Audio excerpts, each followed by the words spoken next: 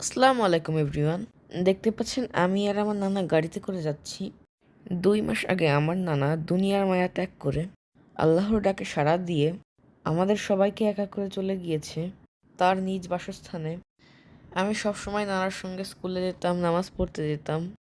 যে ভিডিওগুলো দেখছেন নানা সুস্থ থাকার ভিডিও, এটি হয়তোবা আমার নানার সঙ্গে ছাড়া আমার শেষ ভিডিও হবে।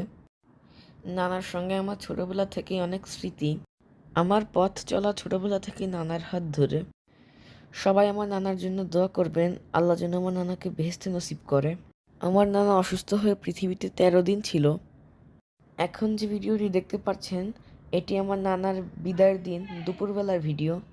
আমি দুপুরে নামাজ পড়ে এসে দেখি নানা ঘুমোচ্ছে। দিনটি ছিল বৃহস্পতিবার। তো নানাকে বললাম নানা নামাজ পড়বে না, তখন নানা উঠে নামাজ পড়লো। আমার নানা দুনিয়া ছেড়ে রাত 9:50 চলে গিয়েছে। মাগরিবের ওয়াক্তে আমার নানা নামাজ পড়েছিল। দিনটি ছিল বৃহস্পতিবার দিনগত রাত।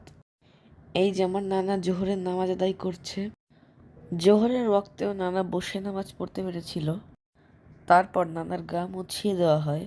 আসর থেকে নানা একটু বেশি অসুস্থ ছিল। আমি আসরের নামাজ পড়ে এসে নানার কাছে একটু বসেছিলাম, দোয়া কালাম পড়ছিলাম। আমার অনেক খারাপ লাগছিল, নানাকে এরকম আগে কখনো দেখিনি। তো আমার নানা একজন ভালো মানুষ ছিল। আল্লাহ আমার নানার জীবনের যে কোনো একটি ভালো কাজের বিনিময়ে তুমি আমার নানার জীবনের সমস্ত গুনাহ মাফ করে আমার নানাকে বেহেশতের সর্বোচ্চ স্থান দান করো। এই দিনকে যে নানা চলে যাবে কখনো কল্পনাও করিনি। নানার মাটি হয় শুক্রবার বেলা 11টায়। শনিবারের সকালে আমরা সবাই গিয়েছিলাম কবর জিয়ারত করতে। নিয়ম করে 7 দিন কবর জিয়ারত করেছি। এখনও মাঝে মাঝে যাই নানার কবর জিয়ারত করতে। ভিডিওটি ছাড়তাম না, কিন্তু নানার শেষ স্মৃতি ধরে রাখার জন্য ভিডিওটি ছাড়লাম।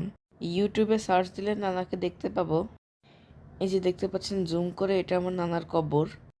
নানা চলে যাওয়ার পর আমরা অনেক একা হয়ে গিয়েছি। নানা আমাদের কাছে থাকতো, আমাকে অনেক অনেক ভালোবাসতো। প্রত্যেকটা সময় নানার কথা মনে পড়ে, নানার জন্য কষ্ট হয়।